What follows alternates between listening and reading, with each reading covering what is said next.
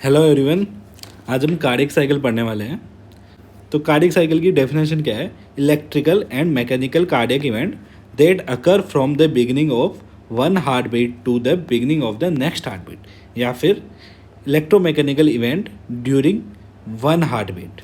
ठीक है, या फिर यूँ बोले, अगर वेंट्रिकल कॉन्ट्रैक्ट कर रहा है then diastole then contract again, तो इसके बीच में जो फेज है वेंट्रिकल कॉन्ट्रैक्ट से वेंट्रिकल के कॉन्ट्रैक्ट से के शुरू होने से दोबारा वेंट्रिकल जब कॉन्ट्रैक्ट करना शुरू करेगा तब तक के बीच का जो पीरियड है उसको हम कार्डियक साइकिल बोलेंगे। ठीक है, अब क्या होता है, ऐसे नोड से जो एक्शन पोटेंशियल ट्रेवल करता है एवी नोड तक और एवी नोड से ट्रेवल करता है वेंट्रिकल तक। ठीक है, मतलब एट्रिया से वेंट्रिकल तक एक्शन पोटेंशियल ट्रेवल करता है तो उसको 0.1 सेकेंड का टाइम लगता है। इस टाइम गैप की वजह से क्या होता है, एट्रिया पहले कॉन्ट्रैक्ट करता है वेंट्रिकल से। इसके बाद देखते हैं सिस्टोल और डायस्टोल। सिस्टोल का मतलब होता है कॉन्ट्रैक्शन और डायस्टोल का मतलब होता है रिलैक्सेशन। रिलैक्सेशन में क्या होता है, ब्लड फिल होता है हार्ट में। ठीक है, और सिस्टोल में क्या होता है, जब वेंट्रिकल सिस्टोल करता है, वेंट्रिकल के सिस्टोल करने से क्या होगा, ब्लड जाएगा किसमें, एओर्टा में। और जब एट्रिया सिस्टोल करता है तब ब्लड आएगा किसमें, वेंट्रिकल में। ठीक है, अब देखते हैं cardiac cycle duration. Cardiac cycle की duration D is equal to 60 divided by 72। 60 क्या है, सेकेंड, 60 सेकेंड। 72 क्या है, heart rate. Normally heart rate कितना होता है, 60 to 100 पर मिनट। अगर एवरेज हम 72 लेते हैं तो एक हार्ट रेट में कितना टाइम लग रहा है, तो 60 डिवाइडेड बाई 72 जो कि आ रहा है ऑलमोस्ट 0.8 सेकेंड। तो कार्डियक साइकिल का ड्यूरेशन होता है 0.8 सेकेंड। अगर क्या हो, अगर हार्ट रेट इंक्रीज हो जाए, हार्ट रेट इंक्रीज होगा तो क्या होगा, हार्ट बार बार कॉन्ट्रैक्ट कर रहा है, रिलैक्स कर रहा है। ठीक है, तो इसकी वजह से क्या होगा, कार्डियक साइकिल का ड्यूरेशन क्या हो जाएगा, कम हो जाएगा। ड्यूरेशन कम हो गया, इसमें क्या है, सिस्टोल और डायस्टोल दोनों का ड्यूरेशन कम होता है, लेकिन कंपैरेटिवली डायस्टोल का ड्यूरेशन ज़्यादा कम होता है सिस्टोल के ड्यूरेशन से। अगर हार्ट रेट बहुत ज़्यादा बढ़ जाए तो क्या होगा, हार्ट रेट ज़्यादा बढ़ने से क्या होगा, बार बार हार्ट कॉन्ट्रैक्ट कर रहा है, रिलैक्स कर रहा है, जल्दी जल्दी कॉन्ट्रैक्ट कर रहा है, जल्दी जल्दी रिलैक्स कर रहा है, तो इसकी वजह से क्या होगा, हार्ट को इनफ टाइम ही नहीं मिलेगा प्रॉपर कि हार्ट का वेंट्रिकल या और एट्रिया में प्रॉपर ब्लड फिल हो पाए। ठीक है, means not remain relaxed enough to allow complete filling of the heart chamber.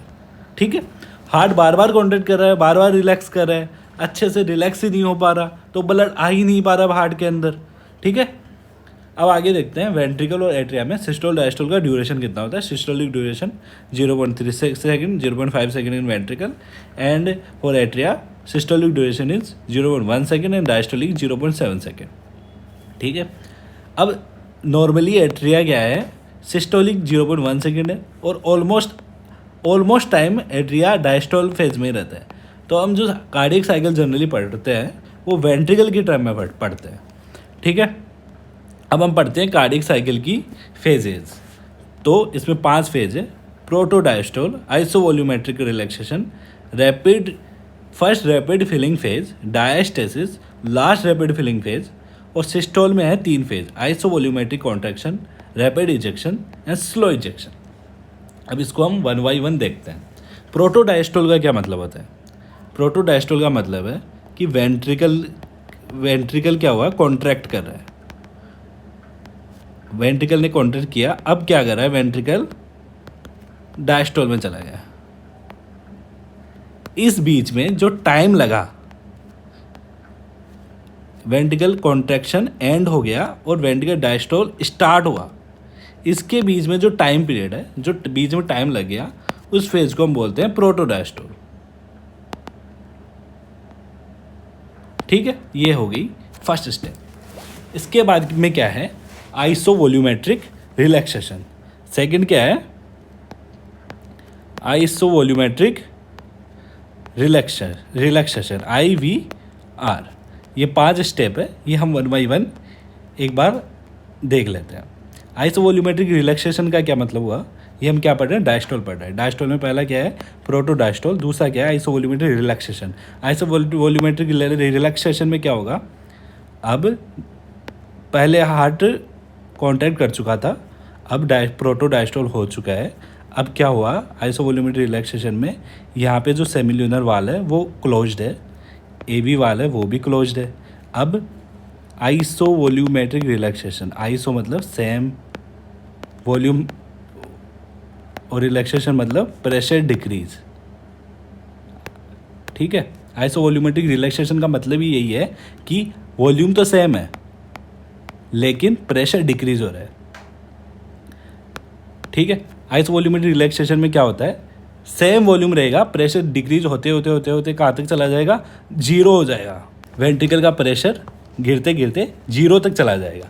ठीक है, अब क्या होगा, जब वेंट्रिकल का प्रेशर अब जीरो हो गया तो अब क्या होगा कि जो एट्रिया है उसके अंदर तो प्रेशर ज़्यादा है, 7 to 8 mmHg है, और यहाँ पे है 0 mmHg। तो अब ये वाल्व खुल जाएंगे, ओपन हो जाएंगे। तो अब क्या होगा, ब्लड एट्रिया से सीधा वेंट्रिकल में आ जाएगा और रैपिडली आएगा, रैपिडली। तो इस फेज को क्या बोलते हैं, इसके अगली फेज को क्या बोलेंगे, फर्स्ट रैपिड फिलिंग फेज। ठीक है, रैपिडली ब्लड आ रहा है किसमें, एट्रिया से वेंट्रिकल में।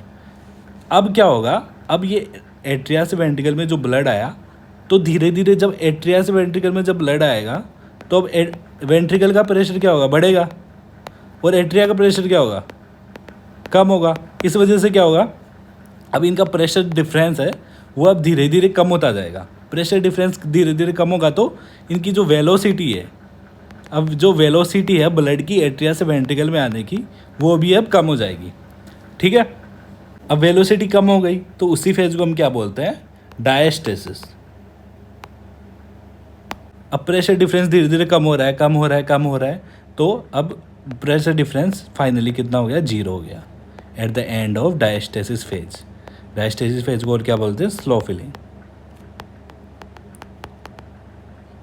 ठीक है, प्रेशर डिफरेंस क्या है, प्रेशर डिफरेंस हो गया जीरो।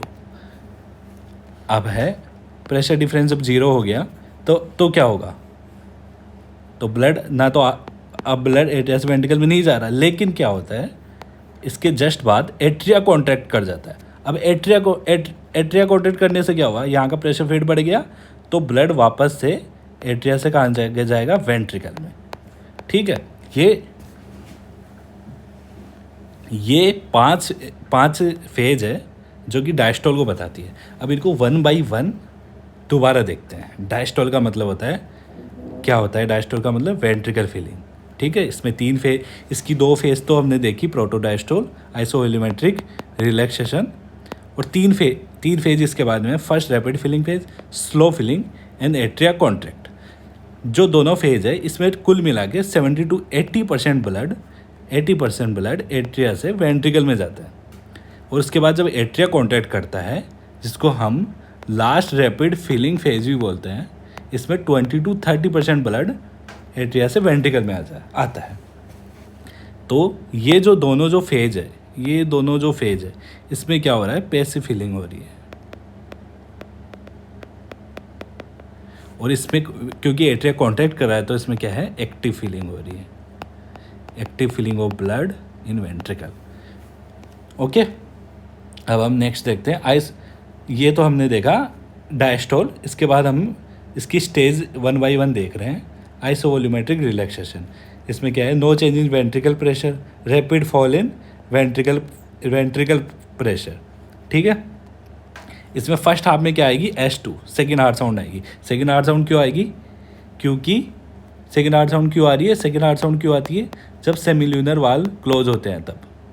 तो सेमिल्यूनर वाल्व क्लोज होने के बाद ही तो आइसोवोल्यूमेट्रिक रिलैक्सेशन फेज शुरू होती है। तो इसके जो स्टार्टिंग फेज में है तो हमें S2 सुनाई देगी। ठीक है, जब ये फेज एंड होगी तो क्या होगा, मिट्रल वाल्व ओपन हो जाएगा, हमने पहले भी देखा है ना।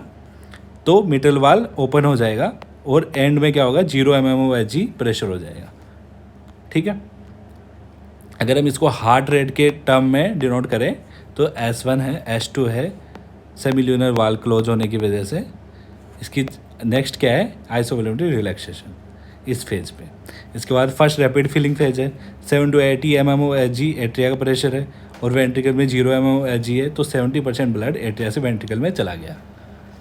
इसके बाद स्लो फिलिंग फेज है। स्लो फिलिंग फेज में क्या हुआ, प्रेशर डिफरेंस कम हो गया। प्रेशर डिफरेंस कम होने से क्या हुआ, वेलोसिटी डिक्रीज हो गई। वेलोसिटी डिक्रीज होने के बाद क्या हुआ, एट द एंड ऑफ इस फेज के क्या हुआ, नो प्रेशर डिफरेंस। दोनों में 4 mmHg प्रेशर है, तो प्रेशर डिफरेंस कितना हो गया, 0 हो गया। इसके बाद लास्ट रैपिड फिलिंग फेज है। लास्ट रैपिड फिलिंग फेज में क्या हुआ, एट्रिया कॉन्ट्रैक्ट कर गया, तो ब्लड एट्रिया से वेंट्रिकल में आ गया। कितना, ऑलमोस्ट 20 to 30% ऑफ ब्लड। इस फेज को ये एट्रियल सिस्टोल हुआ 0.1 सेकेंड के लिए। इसको हम एट्रियल सिस्टोल को देख रहे हैं एट्रिया के पॉइंट ऑफ व्यू से, और LRF भी है वेंट्रिकल के पॉइंट ऑफ व्यू से। तो ये दोनों फेज एक साथ होती है, एट्रिया की फेज और वेंट्रिकल की दोनों फेज ये एक साथ होती है। ठीक है, ये हम पहले भी देख चुके हैं। ये 3 फेज है, इसमें दोनों फेजों में पैसिव फिलिंग होगी, अगली वाली फेज में LRF में एक्टिव फिलिंग होगी। अब ये जो 5 फेज है, अब इनको दोबारा देखते हैं। ये है S1 क्यों आती है, AV वाल के क्लोज होने से। S2 आती है SV वाल के क्लोज होने से, सेमील्यूनर वाल के क्लोज होने की वजह से। तो प्रोटोडायस्टोल, जब सिस्टोल ख़त्म हुआ, यहाँ पे सिस्टोल ख़त्म हो गया, उसके बाद प्रोटोडायस्टोल फेज शुरू हुई। उसके बाद isovolumetric relaxation phase. Isovolumetric relaxation phase end होते ही क्या हुआ, AV वाल ओपन हो गया। ठीक है, AV वाल ओपन होते ही क्या हुआ, फास्ट फिलिंग होना शुरू हो गई, और फिर डायस्टेसिस, देन एट्रियल सिस्टोल। इनकी ड्यूरेशन कितनी है टोटल, 0.5 सेकेंड। इनकी इंडिविजुअल ड्यूरेशन भी दे रखी है। इसके बाद क्या हुआ, जब डायस्टोल एंड हो गया, तो वेंट्रिकल में जो वॉल्यूम बचता है उसको क्या बोलते हैं, and diastolic volume. And diastolic volume जो कि कितना होता है, लगभग 130 ml होता है। ठीक है, अब है सिस्टोलिक फेज। अब सिस्टोलिक फेज में क्या हुआ, डायस्टोल कंप्लीट हो चुका है, मतलब वेंट्रिकल में ब्लड आ चुका है full, ventricle and diastolic volume से फुल हो रखा है। अब क्या है, वेंट्रिकल को ब्लड भेजना है कहाँ पे, वेंट्रिकल को, लेफ्ट वेंट्रिकल को भेजना है कहाँ पे, एओर्टा में। राइट वेंट्रिकल को भेजना है कहाँ पे, राइट वेंट्रिकल को भेजना है पल्मोनरी आर्टरी में। तो अब क्या होगा, पल्मोनरी आर्टरी का प्रेशर होता है 8 mmHg, और एओर्टा का प्रेशर होता है 80 mmHg। इसकी वजह से क्या हुआ कि जो लेफ्ट वेंट्रिकल है उसको ज़्यादा प्रेशर की ज़रूरत है ब्लड को लेफ्ट वेंट्रिकल से एओर्टा में भेजने के लिए, क्योंकि यहाँ तो सिर्फ 8 mmHg प्रेशर है और यहाँ पे 80 mmHg प्रेशर है। ठीक है, राइट वेंट्रिकल का प्रेशर पल्मोनरी आर्टरी से सिर्फ 8 mmHg ज़्यादा है, लेकिन लेफ्ट वेंट्रिकल में 80 mmHg प्रेशर ज़्यादा है लेफ्ट वेंट्रिकल में, तो लेफ्ट वेंट्रिकल में ज़्यादा प्रेशर की ज़रूरत पड़ती है। अब आइसोवॉल्यूमेट्रिक कॉन्ट्रैक्शन में क्या होता है, आइसोवॉल्यूमेट्रिक कॉन्ट्रैक्शन में क्या होता है, वॉल्यूम तो सेम होगा और लेकिन कॉन्ट्रैक्शन मतलब प्रेशर बढ़ता जाएगा, वेंट्रिकल में प्रेशर बढ़ता जाएगा। कब तक बढ़ेगा, जब तक ये प्रेशर 80 mmHg से ऊपर ना चला जाए और 8 mmHg से ऊपर ना चला जाए। जब इससे ऊपर जाएगा तो क्या होगा, ये वाल्व, ये कौन सा वाल्व है, सेमील्यूनर वाल्व ओपन हो जाएगा। सेमील्यूनर वाल्व ओपन होते क्या होगा, रैपिड इजेक्शन होगा। अब ये वाल्व ओपन हो गया, अब वाल्व ओपन होते ही रैपिड इजेक्शन हुआ, प्रेशर डिफरेंस ज़्यादा है, अब रैपिड इजेक्शन हुआ, वेंट्रिकल से ब्लड सीधा गया किसमें, एओर्टा में। जब ब्लड का प्रेशर डिफरेंस थोड़ा कम होता है तब स्लो इजेक्शन शुरू हो जाता है। ठीक है, तो almost 2/3 of stroke volume rapid ejection phase में बाहर निकलता है और 1/3 स्ट्रोक वॉल्यूम कब निकलता है, स्लो इजेक्शन फेज में। और स्ट्रोक वॉल्यूम का क्या मतलब होता है, स्ट्रोक वॉल्यूम का क्या मतलब होता है कि हार्ट कितना ब्लड एक बार में एक कार्डियक साइकिल में पंप करता है ना, इसको बोलते हैं स्ट्रोक वॉल्यूम, या फिर blood eject during rapid ejection plus slow ejection phase. इन दोनों फेज के अंदर हार्ट कितना ब्लड पंप कर रहा है, इजेक्ट कर रहा है, उसको हम स्ट्रोक वॉल्यूम बोलते हैं। At the end of the systole में क्या होता है, ब्लड जो बचता है वेंट्रिकल में उसको हम बोलते हैं एंड सिस्टोलिक वॉल्यूम। तो अब हम कार्डियक साइकिल बनाएंगे every phase of cardiac cycle को हम यहाँ पर रिप्रेजेंट करेंगे। तो हमने कहाँ से शुरू करना है? पहली फेज थी प्रोटोडायस्टोल, उसके बाद क्या था? आइसोवॉल्यूमेट्रिक रिलैक्सेशन, उसके बाद क्या था?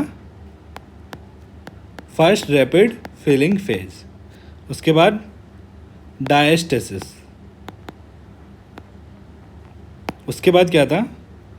LRFP मतलब एट्रियल सिस्टोल। इसका टाइमिंग क्या है? 0.1 सेकेंड।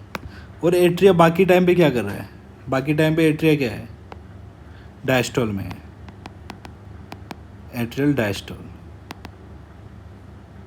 0.7 सेकेंड के लिए। अब सिस्टोलिक फेज बच गई। सिस्टोलिक फेज में पहले कौन सी आती है? आइसोवॉल्यूमेट्रिक कॉन्ट्रैक्शन, फिर रैपिड इजेक्शन, फिर स्लो इजेक्शन। इनकी ड्यूरेशन कितनी होती है? प्रोटोडायस्टोल की होती है 0.04 सेकेंड, आइसोवॉल्यूमेट्रिक रिलैक्सेशन की होती है 0.06 सेकेंड, FRFP की होती है 0.1 सेकेंड, डायस्टेसिस की होती है 0.2 सेकेंड, इसकी होती है 0.1 सेकेंड LRFP की। IVC की कितनी ड्यूरेशन होती है? IVC की ड्यूरेशन होती है 0.05 सेकेंड और रैपिड इजेक्शन की 0.1 सेकेंड और स्लो इजेक्शन की 0.15 सेकेंड। ठीक है, तो ये आपका कार्डियक साइकिल कंप्लीट हो गया।